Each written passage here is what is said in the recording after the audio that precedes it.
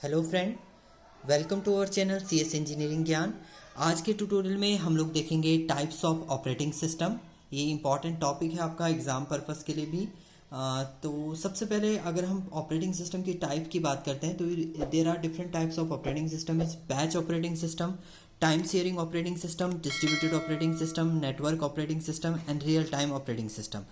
इसका अगर आपको डायग्राम बनाना तो इस वे में भी आप बना सकते हैं कि टाइप्स ऑफ ऑपरेटिंग सिस्टम लिखिए, उसके बाद batch operating system, time sharing, distributed, network and real time. और ट्री स्ट्रक्चर में अगर बनाना हो तो ट्री स्ट्रक्चर में भी आप बना सकते हैं। डायरेक्टली आप यहाँ पर लिखिए types of operating system, then यहाँ पर different operating system, batch operating system and उसके बाद टाइम शेयरिंग ऑपरेटिंग सिस्टम। तो इस टाइप से आपका ये ट्री स्ट्रक्चर भी बन सकता है इसका, और आप दोनों भी बना सकते हैं। अगर आपको ज़्यादा राइटअप करना है तो डायग्राम आप बनाएं जिससे आपको मार्क्स ज़्यादा मिलते हैं। तो सबसे पहले हम बैच ऑपरेटिंग सिस्टम की बात करते हैं, वन बाय वन मैं आपको एक्सप्लेन करता हूँ। तो सबसे पहले बैच ऑपरेटिंग सिस्टम क्या होता है।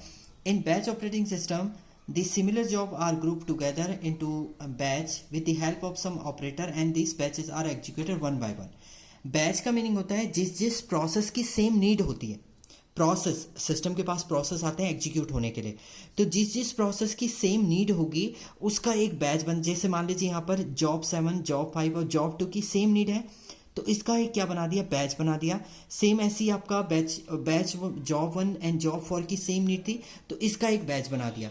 तो सबसे पहले सीपीयू से एलोकेट हुआ, एलोकेट होने के बाद इस जॉब ने एग्जीक्यूशन कंप्लीट किया। जब इसका एग्जीक्यूशन कंप्लीट हो जाएगा तो सीपीयू ट्रांसफर हो जाएगा सेकंड बैच के पास। सेकेंड बैच में जॉब 2, जॉब 5, जॉब 7 की सेम नीड है, वो एग्जीक्यूट होगा। इसके बाद जॉब नेक्स्ट जॉब के लिए सीपीयू एलोकेट हो जाएगा। तो इस टाइप से जॉब टू जॉब ट्रांसफर होता रहता है आपका, बैच टू बैच ट्रांसफर होता रहता है आपका सीपीयू। तो इस टाइप से बैच ऑपरेटिंग सिस्टम आपके यूज होते हैं। जिन जिन प्रोसेस की सेम नीड होती है तो उनका एक बैच क्रिएट कर लिया जाता है। तो ये तो था आपका बैच ऑपरेटिंग सिस्टम। नेक्स्ट आता है आपका नेक्स्ट है आपका time sharing operating system. Time sharing का मीनिंग होता है सीपीयू आपके पास एक ही है और प्रोसेस आपके पास बहुत सारे हैं, 1 2 3 4 5 6 7। तो आपने क्या करना है, इस सीपीयू को शेयर करवा देना है। मीन्स एक टाइम पर एक प्रोसेस ही सीपीयू को यूज करे, तो वो आपका कहलाता है टाइम शेयरिंग ऑपरेटिंग सिस्टम। और इसे बोलते हैं आपका multitasking operating system, also it is known as multitasking operating system. अगर डेफिनेशन की हम बात करते हैं, in time sharing operating system each task is given some time to execute so that all task work smoothly. Means हर एक को time के लिए हम शेयर कर देंगे ताकि हर एक प्रोसेस एग्जीक्यूट हो, किसी प्रोसेस को ये ना लगे कि मैं बहुत टाइम तक क्या कर रहा हूँ, वेट कर रहा हूँ। तो इसमें जो आपकी शेड्यूलिंग प्रोसेस होती है वो होती है राउंड रॉबिन। राउंड रॉबिन हम लोग इसे आगे देखेंगे। ये आपका प्रोसेस शेड्यूलिंग जब हम लोग पढ़ेंगे तो वहाँ पर आपकी शेड्यूलिंग एल्गोरिथम है। प्रोसेस हम लोग देखेंगे कैसे आपका सीपीयू को आप टाइम के लिए शेयर कर लेते हैं। तो जिस प्रोसेस हर एक प्रोसेस क्या होगा, कुछ कुछ टाइम के लिए सीपीयू को शेयर कर लेगा। Each user get the time to CPU as they use a single system. These system also known as multitasking operating system. इसे आपका टाइम शेयरिंग भी बोलते हैं और मल्टीटास्किंग ऑपरेटिंग सिस्टम भी बोलते हैं, क्योंकि एक साथ आप बहुत सारे टास्क परफॉर्म कर रहे हैं सीपीयू को शेयर करके।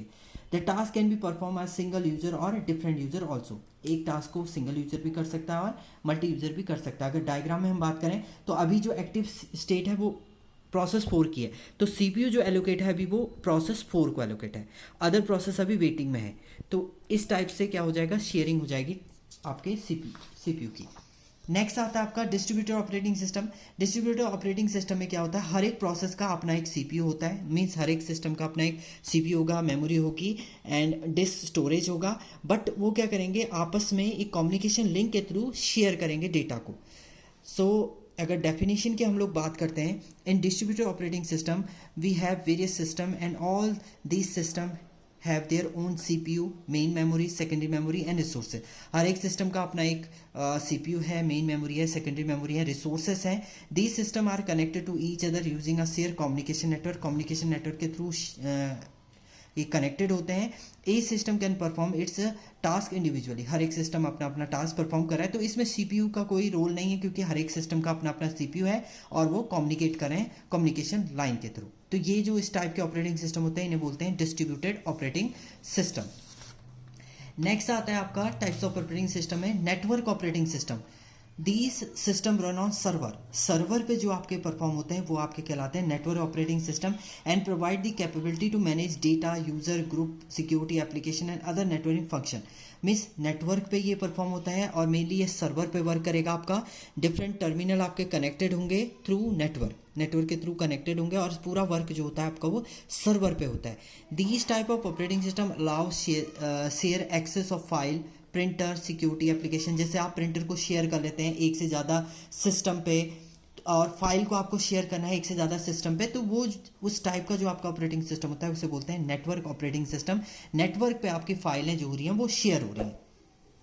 एंड नेक्स्ट आपका होता है last real time operating system. ये एक इंपॉर्टेंट पार्ट होता है कंपनी का जो है मेन ऑपरेटिंग सिस्टम, इसी पे काम करता है आपका।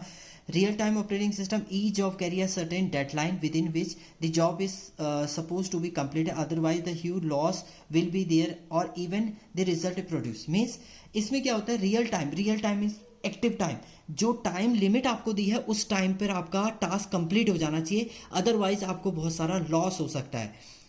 तो जैसे आपको मान लीजिए कंपनी में गए, आप प्रोजेक्ट दिया है आपको कि एक मंथ के अंदर आपका कंप्लीट हो जाना है, किसी क्लाइंट ने प्रोजेक्ट दिया है कि एक मंथ के अंदर कंप्लीट हो जाना है, तो वो उसका रियल टाइम ऑपरेटिंग सिस्टम की 1 मंथ के अंदर आपका वो प्रोजेक्ट कंप्लीट हो जाना है। अगर आप 1 मंथ से ज़्यादा ले लेंगे तो आपका बहुत सारा लॉस हो जाएगा उसमें, तो वो कंडीशन आपकी होती है रियल टाइम ऑपरेटिंग सिस्टम। जैसे आपके मेडिकल में भी रियल टाइम ऑपरेटिंग सिस्टम का ही यूज होता है आपका। 2 टाइप के आपके रियल टाइम ऑपरेटिंग सिस्टम होते हैं, एक होता है hard real time operating system, दूसरा आता है soft real time operating system.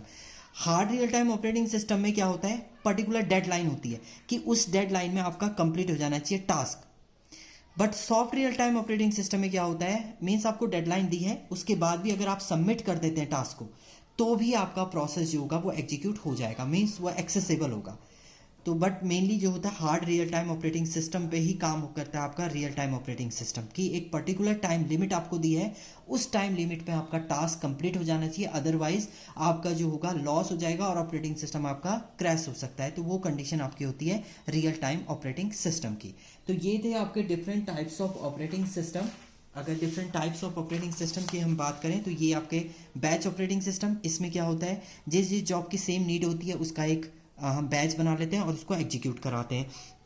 Time sharing operating system में क्या होता है आपका सीपीयू को शेयर कर लेते हैं पर्टिकुलर टाइम लिमिट में, तो राउंड रॉबिन शेड्यूलिंग आपकी इसमें काम करती है।